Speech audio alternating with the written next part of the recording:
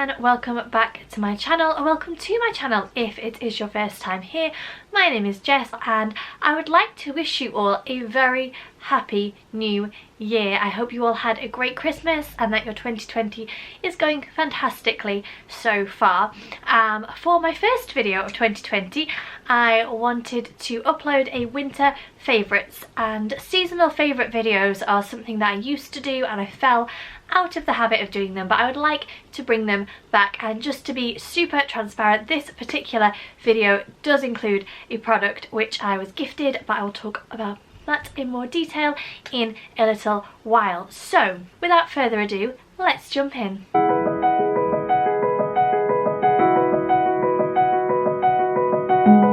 The first thing I'm going to talk about is a fashion item, and that is my newest favoritist fashion trend. And as usual, I am probably very late to the party, but I have been really enjoying putting on chunky, cozy jumpers over dresses and giving my dresses a new lease of life for the colder months. I did this in particular when we went to Edinburgh, which I will again talk about in a few minutes. I'll insert a picture here, and I got so many compliments, and I've basically just been doing it at every opportunity. I love wearing dresses. I think they're so comfortable, but obviously the material can be a little bit thin, especially for a British winter, so throwing over an oversized comfy knitted winter jumper just really makes it more versatile. And yeah, I've been loving doing it. Everyone is probably sick of seeing me in jumpers and dresses, but it's my new favourite trend, so I have been taking every opportunity to wear it and enjoying it greatly. Next I'm going to talk about the item which I was gifted, and it is a customizable map from Mapaful. The guys at Mapaful reached out to me and asked if I would be interested in having my own personalised map, and honestly it was quite easy to choose the place that I wanted. I knew that I wanted something to go in the snug, so I wanted it to be a location which was memorable for us as a family. And if you've been around on the channel for a while, you'll know that last summer, so in 2019, we went on a little road trip and we went to various different places. We went to Guernsey, the south of France, we went to Disneyland in Paris, but for me the standout place that we went, which is actually quite funny because of all the places that we went, we were there for the shortest amount of time, but for me the real standout experience that we had was when we went to Paris. I just fell totally in love with everything about the trip, and I think it did help that the weather was good and that things just fell into place for us. I mean, we did have a few issues, such as Eli not wanting to ride on the scooters and then banging his nose, so it wasn't without its hiccups, but there was just something about our time there that was so magical and so wonderful, and I just fell in love with everything, from the architecture to the history to the people to the food to the quirky things to the touristy things, just like everything. I could just wax lyrical about it, so that was the obvious choice for me for a map. And the great thing about Mapaful is that you can literally put in the coordinates for anywhere. You can customise it, so you can have place name, you can have the coordinates, you can have a quote like I did. I went for "We'll always have Paris." There are different colour options. Yeah, there's just loads of different ways to make it more personal for you, and they have also got tons of beautiful, stunning inspiration on their website as well, if you are maybe looking for a gift and you're a little bit stuck. So I will leave a link to the website in the description box down below, and actually they currently have a winter sale on. It's running until the 15th of January and they're offering 15% off everything plus free worldwide shipping, so it's definitely worth going to check out. You can have bookish locations as well, which is particularly good if you're a bookish person and maybe you're looking for a gift for someone. I was very tempted to pick a bookish location, but because it's going in the snug, I wanted it to be something that was relevant to us as a family, and I hope that every time the kids walk past it they are reminded of what a fantastic time we had over the summer in 2019. So yeah, thank you very much to the guys at Mapaful for reaching out to me. I love it. I cannot wait to have it mounted and displayed on the wall. I'm very much looking forward to it. The next thing I'm going to talk about is this candle from HomeSense. This is a brand called Sand and Fog, and you can pick them up. I've never seen them anywhere apart from my local HomeSense, but it's a brand that I love. They do different seasonal ones, so I actually picked this up in autumn and there were tons of like pumpkin, orange, autumnal scents, but I opted for a winter one. So this is called Winter Pine. It's a coconut wax blend, and you'll see just how much I enjoy it because it's basically all gone. I do need to try it and go and get another one. Oh, it just smells so good. And the thing that I really like about Sand and Fog candles is that they all have different patterned lids as well, which I just think is a nice little twist. It's a painted lid, and it even says on the inside that the painted lids allow the owners of Sand and Fog to combine their love of art with their passion for candles. So yes, I have been absolutely loving this. Let me see if I can zoom in for you. So there you go, Winter Pine, Sand and Fog, one of my absolute favourites, and I've basically burnt it down to nothing. And this is quite a big one, and I think it cost me about £7. As I said, I've only ever seen them in HomeSense. I always try and pick one up for every season. I opted for this one. It's gorgeous. I need to get another one, so that is something that I have been loving lately. And then the next thing I'm going to talk about is another home thing, and it's a little bit off topic now because it's technically a Christmas decoration, but I've bought two different seasonal things from this seller. They are a shop on Etsy called Rach and Nick, and I bought some gorgeous crocheted pumpkins for autumn, and then I went back and bought these little wooden stars for Christmas. So if you follow me on Instagram, you'll probably have seen that we recently finished the snug, or the kids lounge slash playroom, and in that room there is a little filled out a bricked out fireplace, which is quite a small space, but I wanted to use it to decorate seasonally.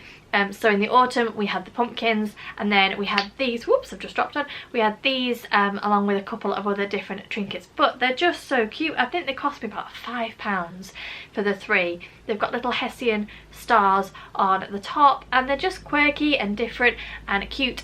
It's not an affiliate link, but I will link to the Etsy shop in the description box, because they sell all kinds of things. They sell wreaths, they sell like little converted pine cones, just all kinds of different quirky, interesting seasonal things. So if you like kind of Nordic Scandi type decor, then I think that you'll really enjoy that shop, and I am currently on the lookout for something spring related, so that as soon as we move from winter into spring I can be ready to go. But yeah, just really like them. As I said, they're obviously Christmas decorations, but I have enjoyed having them on display nonetheless, and I wanted to mention them. Okay, so just to talk about a couple of different travel things that I've enjoyed recently. First of all, I'm going to mention the reading retreat, even though technically it happened in October, but I haven't had a chance to kind of verbalise my thoughts about it. So you may or may not know that I organised a reading retreat in October.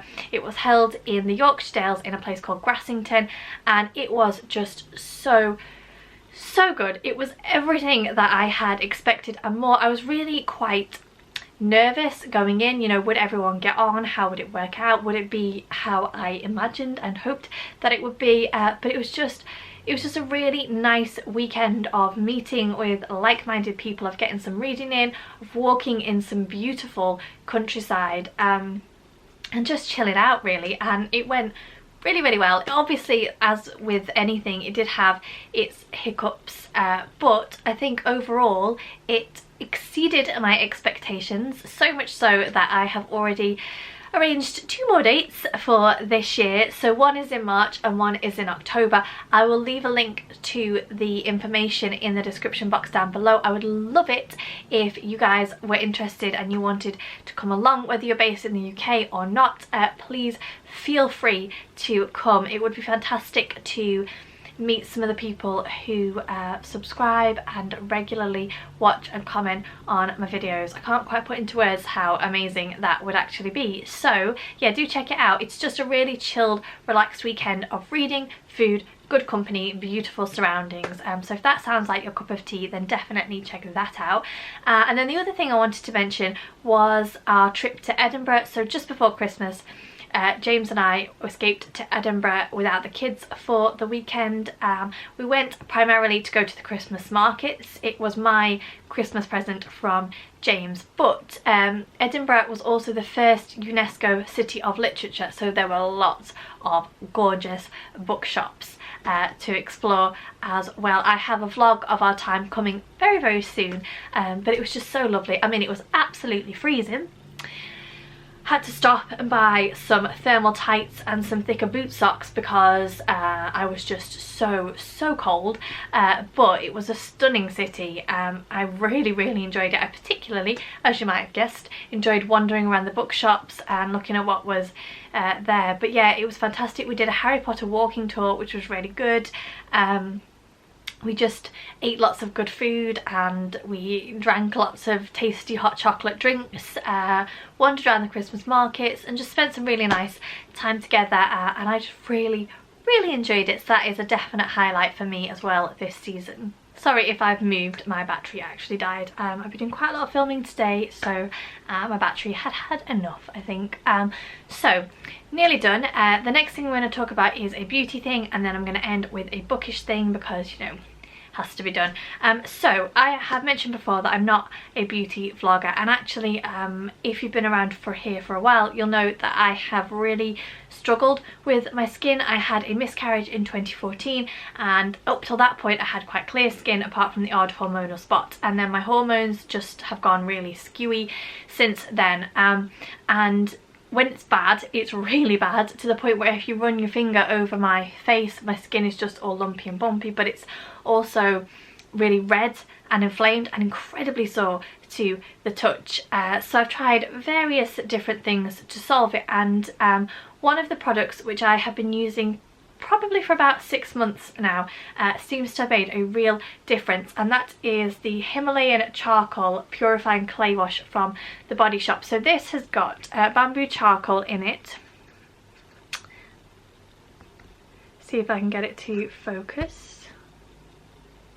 So this has got bamboo charcoal in it and tea tree oil, and a couple of years ago I actually bought the whole tea tree oil range from the Body Shop, thinking that that would help my skin, and I used it for about a month, and it actually was so harsh on my skin that I ended up with really big burnt patches, particularly down on the bottom half of my face, which was not great. And I found that partly because this includes tea tree oil, but I think tea tree oil, but also partly because it's quite drying, that if I use it more than once a week, that it really over dries my skin. So I stick to once a week. I also use the Body Shop aloe vera foaming face wash, and I use that every single day, and then I just use this once a week, and it hasn't solved all of my skin problems, but in terms of the overall feel and texture and health of my skin, I think that it has made a huge improvement. I do still get